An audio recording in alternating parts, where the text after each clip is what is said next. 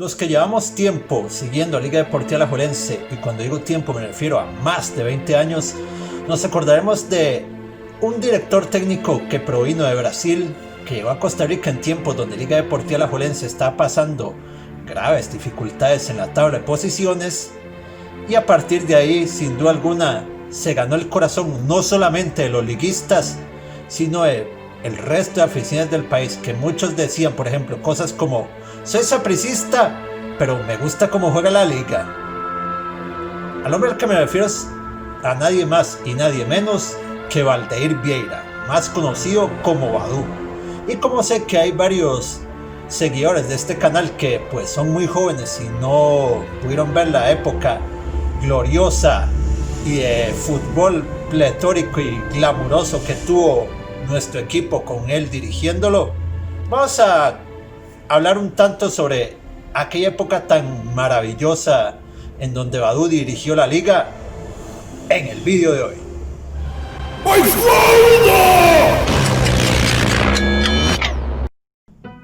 Valdeir Vieira, también conocido como Badú, nació el 11 de julio de 1944 en Marília, un municipio del estado de Sao Paulo, en la República Federativa del Brasil.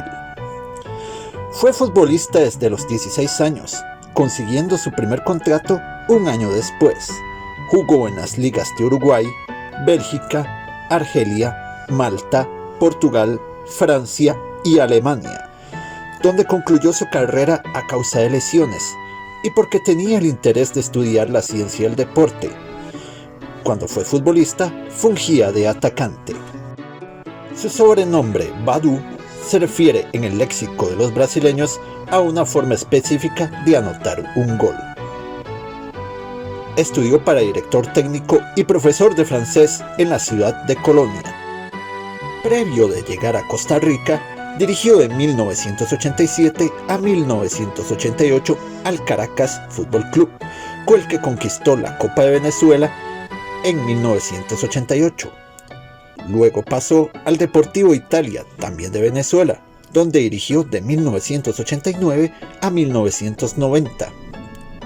Su siguiente aventura deportiva lo llevaría al Blumenau del estado brasileño de Santa Catarina, donde estuvo del 91 al 92. Posteriormente dirigió al Brusque, otro equipo de Santa Catarina, al cual dirigió del 92 al 94. Antes de venir a Costa Rica, dirigía un programa de atención a 400 niños pobres en su natal Brasil, hasta que le apareció una oportunidad laboral en México, misma que se canceló 3 días antes de partir, y entonces su manager tomó la decisión de enviarlo a Costa Rica, donde asumió las riendas de Liga Deportiva Alajuelense. El equipo estaba en un momento de crisis deportiva, dado el hecho de que se encontraba en 8º lugar de la tabla de posiciones, siendo dirigido en ese momento de manera interina por Juan Diego Quesada, quien sustituía a su vez al recientemente destituido entrenador checoslovaco Ivan Mraz, personaje del que podríamos hablar en un futuro vídeo, pues también forma parte importante de la historia liguista. Badú llega a la liga en el mes de octubre de 1994. Debido a su peculiar forma de ser y por su filosofía de cómo debe ser el fútbol, no tardaron en llegarle las críticas destructivas de parte de una prensa deportiva que, quiera sea o no, pues parece no haber cambiado mucho en estos años en cuanto a esta forma tan nociva de ser que han tenido. Tachado de charlatán, de ser nada más un motivador antes que entrenador, de manipular al aficionado con poses falsas o inclusive hasta de brujo, poco a poco los resultados fueron respaldando al brasileño, quien con su filosofía de felicidad, fútbol espectáculo y de devolverle a este deporte la fiesta, elemento que por cierto hoy tristemente muchos entrenadores han dejado de lado, logró reencauzar el rumbo que nuestra institución llevaba en ese año, donde todavía la afición resentía la pérdida del título nacional en la final del campeonato del 93-94 a manos del Deportivo Saprissa. Finalmente Badú consiguió que esa liga que había tomado en el 8º lugar llegara a la final de la segunda fase contra el Deportivo Saprissa. Y bueno, en esta ronda la liga quedó apenas a un punto de su acérrimo archirrival. En esta final de segunda fase, la liga y la S empatan a 0 en el Morera Soto, y en el partido de vuelta se da un empate a un gol entre ambos equipos, anotando para la liga el goleador de ese torneo, Juan Carlos Arguedas, y para el Saprissa el atacante Javier Vicente Guanchop. Estos resultados obligarían a una gran final, donde la liga inicia ganando el primer cotejo en el Morera Soto una mañana del 11 de junio de 1995, con gol de Juan Carlos Arguedas al minuto 10 con un potente disparo de tiro libre. Mas la zozobra llegaría al abarrotado Coloso de El Llano, cuando poco a poco los morados inclinaron la balanza a su favor al iniciar la segunda parte, una de las más deprimentes para el liguismo. Que lo diga yo, que ese día me pegué una de las más dolorosas lloradas por mi equipo, siendo un pequeñín de apenas 9 años. Primero con un gran gol de Óscar el Machillo Ramírez al minuto 48, para apenas 2 minutos después llegar el joven pero talentoso Rolando Fonseca, de apenas 21 años en ese entonces, a concretar el segundo gol. Y finalmente, un terrible error en una salida casi hasta la media cancha de nuestro guardameta José Alexis el Superman Rojas para despejar un balón deja todo servido para que Michael el Gemelo Myers al minuto 75 terminara de concretar un tristemente acabose para las aspiraciones rojinegras, quienes llegaban al Ricardo Saprissa una semana después, el 18 de junio, obligados a ganar por 2 goles, lamentablemente consiguiendo nada más una insípida victoria de 0-1, con gol al minuto 45 del primer tiempo por parte del atacante Víctor el Cuervo Badilla. Los morados alcanzarían el título 20 de su historia, en una temporada donde se retiraron del fútbol los legendarios jugadores Evaristo el Caballero del Fútbol Coronado y Enrique el Zancudo Díaz. Y sí, las lágrimas salieron de muchos de nosotros al terminar este partido, siendo el brasileño Badú muestra fiel de ello, quien apareciera en cámaras de Canal 7 pidiendo perdón a la noble afición liguista, mientras Javier Delgado le mostraba al fallecido periodista José Ángel Monge la sangre en su camisa como muestra de lo que dejó nuestro equipo en la cancha ese día, y prometiendo que la liga conquistaría el título de campeones el siguiente año. Dicha premisa llegaría a cumplirse en una temporada donde, si bien el equipo parecía quedar debilitado con la abrupta salida de nuestro goleador Juan Carlos Arguedas, se dio el inicio de la carrera profesional para un jugador que daría mucho de qué hablar en el futuro. Nos referimos a Froilán el Cachorro Ledesma, además de que tomaría gran protagonismo otro delantero que terminaría viajando al fútbol griego al terminar esa temporada. En este caso hablamos del espigado Ronald La Bala Gómez. Dichos jugadores fueron de gran valía para que la filosofía de nuestro director técnico siguiera brindando grandes jornadas a la afición liguista, e inclusive al aficionado tico en general, que, como dije al inicio de este video, muchos sapricistas decían que disfrutaban de ver el buen fútbol que practicaba en cada encuentro nuestra liga. Y fue gracias a ese buen fútbol donde la liga, plagada de jugadores de gran calidad, consiguió al final de las 4 vueltas de la primera fase la considerable friolera de 90 puntos, con 82 goles a favor y 32 en contra. El equipo más goleador y menos goleado del torneo, una hazaña que siempre los aficionados de cada equipo anhelan alcanzar. Posteriormente llegaría la segunda fase, donde en cuartos de final la liga logra dejar atrás al aguerrido equipo de Belén,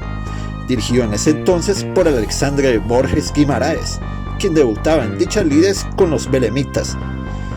con marcadores de 2-2 en el estadio del Pedregal y un contundente 3-1 en la casa de don Alejandro. Llegarían las semifinales, en las cuales liguistas y morados se verían las caras nuevamente. Una liga sedienta de revancha salió al césped del Coloso de San Juan de Tibás, consiguiendo una sonada goleada de 2-4 sobre su máximo némesis, en un encuentro donde salimos perjudicados por la baja de nuestro goleador Ronald Gómez, quien de manera infantil reaccionó erróneamente ante una jugada artera de Mauricio Wright, con quien finalizó en una pequeña trifulca en el terreno de juego que provocó al referee de ese encuentro a expulsarlos a ambos.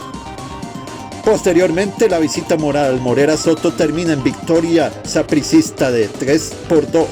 insuficiente para las aspiraciones de los tibaseños de seguir vivos y llegar a la final de esta segunda fase.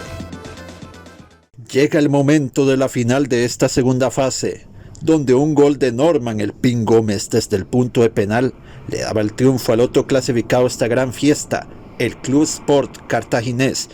dirigidos en ese entonces por el recordado exjugador Rolando el Cadáver Villalobos. El segundo partido de esta final sería en el Morera Soto, terminando en empate a 2, con goles de Austin Berry y Naamán González para los liguistas, mientras que las conquistas blanquiazules corrieron por parte de Norman Gómez nuevamente, consiguiendo así el Pin convertirse en un verdugo rojinegro. Así nos vamos hacia otra gran final, cuyo primer episodio se jugaría un 21 de julio de 1996 en el José Rafael Fello Mesa de Cartago. Nuevamente el Pin Gómez nos pondría contra las cuerdas con una anotación de su parte, pero aparecería el joven de apenas 18 años, Froilán Ledesma Stevens, con dos valiosas y muy vistosas anotaciones, para que finalmente el ex Cartago, Bernal la Dinamita Mullins, cierre el marcador y deje todo para una fiesta rojinegra en el segundo partido. Curiosamente, muchos liguistas se dejaban decir en ese entonces que no les molestaba si el cartaginés lograse ganar en ese segundo partido y se coronaba campeón nacional. En definitiva, es un sentir nacional el que ojalá Cartaguito llegue a ser campeón en algún momento. Pero de eso se hablará en otra ocasión en este canal, con toda seguridad. Ambos equipos fueron citados nuevamente a la gramilla del Morera Soto el 31 de julio de 1996, en un partido de mucha tensión donde su primera parte no aparecieron los goles, mismos que hicieron acto de presencia cuando el atacante de la vieja metrópoli, Jewison Bennett, vence la resistencia del joven arquero Álvaro Mesén, mismo al cual Badú ponía comúnmente a alternar la defensa del marco liguista con el Superman Rojas. Mesén, en una deficiente salida, no logra evitar que el cartaginés conquiste su gol en este encuentro, provocando así que el rival tuviera la opción de meterse nuevamente en la final. Mas tan solamente 2 minutos más tarde, llega un penal a favor de la liga, mismo que convertiría en el gol definitivo de esta serie Ronald Gómez, mismo que regresaba de la sanción de 3 partidos tras su expulsión en la semifinal contra el Deportivo Saprissa, y cuyo gol le serviría de despedida para viajar rumbo a Grecia. Tales éxitos y el buen nombre que ganó Don Valdeir gracias a su productiva y alegre filosofía lo llevan finalmente a tomar las riendas de la Selección Nacional de Costa Rica en 1996. No fue sencillo para nuestro buen brasileño llevar la senda de la Roja de los Ticos, pues casi que de inmediato se convirtió en blanco de críticas por parte de la prensa, especialmente del periodista Javier Rojas González, ya sea de manera infundada o no, pero este recordado hombre de la prensa deportiva nacional la emprendió de manera acre y casi obsesiva contra nuestro entrenador, prácticamente consiguiendo desde el micrófono que fuera destituido un 20 de enero de 1997 de su cargo, tras terminar la cuadrangular inicial del proceso rumbo a Francia 98, a pesar de que la clasificación a la hexagonal final se logró al final de cuentas. ¿Y todo para qué? Si al final ocurrió lo siguiente. Que me disculpen los familiares del finado don Javier por lo que voy a decir, si es que llegan a ver en algún momento este vídeo. Pero no me negarán los que saben de lo ocurrido que prácticamente por mala leche, don Javier se quedó sin su puesto en la sección de deportes de Canal 7, de la cual él era el presentador estelar en las noticias de dicha televisora. Nos quedamos sin don Valdeir por su culpa y al final trajimos en su lugar a un argentino que fracasó en clasificar a esta misma hexagonal a la selección que dirigió previamente, la de Guatemala. Me refiero a Horacio Cordero, un entrenador con el que Costa Rica nunca encontró una idea clara de juego, pese a tener una generación de jugadores de gran categoría, con la cual estoy seguro de que pudimos llegar a más. ¡Vamos! Si teniendo ya en los últimos partidos de esta etapa al español Juan Luis Hernández Fuertes, fuimos capaces de arrancarle un empate a 3 a la poderosa selección de México dirigida por Bora Milutinovic en el mítico Estadio Azteca. Craso error de nuestros dirigentes seguir en ese momento la bilis de un depredador del micrófono. Craso error, reitero, sin lugar a dudas. Argumentos como la falta de informes de labores y planes de trabajo, indisciplina en el equipo y hasta la intromisión de su esposa Erika Reis Vieira en asuntos que le concernían a la federación fueron usados para que fuera separado del cargo de director técnico. Pero la verdad, nada de esto ha sido realmente esclarecido aún al día de hoy, 23 años después. El mismo Badú ha dicho en entrevistas que pudo recurrir a la FIFA, pero nunca quiso manchar el nombre de nuestro país y decidió perdonar, pese a haber sido despedido sin responsabilidad laboral por los ejecutivos de la Federación Costarricense de Fútbol. La periodista Ani Pérez le hace una entrevista en la revista dominical del diario La Nación el 15 de diciembre de 1996, donde entre otras cosas le hizo la siguiente pregunta: ¿aceptaría un debate público con Javier Rojas? A lo cual Don Bardeir respondió, con varios otros y con participación del público: si este foro resulta que no tengo unanimidad, me voy. Quiero ser útil, sumar y no dividir. Tras dejar la Sele, dirige a la selección de Irán, misma que deja prácticamente clasificada al Mundial de Francia 98. Tanto nos quejamos de los males del fútbol costarricense en los tiempos actuales, y como vemos, nada parece haber cambiado aún 23, 24 años antes. Después de esto, dirige a la selección de Omán del 98 al 99.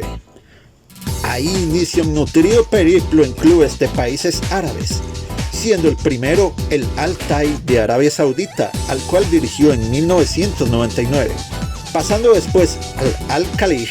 también de este mismo país saudí, donde estuvo en el año del 2000. Ese mismo año parte a Marruecos para dirigir al Raja Casablanca. Durante este mismo año, que por lo visto fue muy movido para Don Valdeir, le sale la oportunidad de volver a Costa Rica, esta vez dirigiendo al Deportivo Saprissa, nuestro enconado archirrival, que buscaba nuevo director técnico tras la destitución del peruano Miguel Company. Como anécdota de Don Valdeir, este contó una vez que llevó su famosa sandía a los entrenamientos y solamente un jugador se la comió,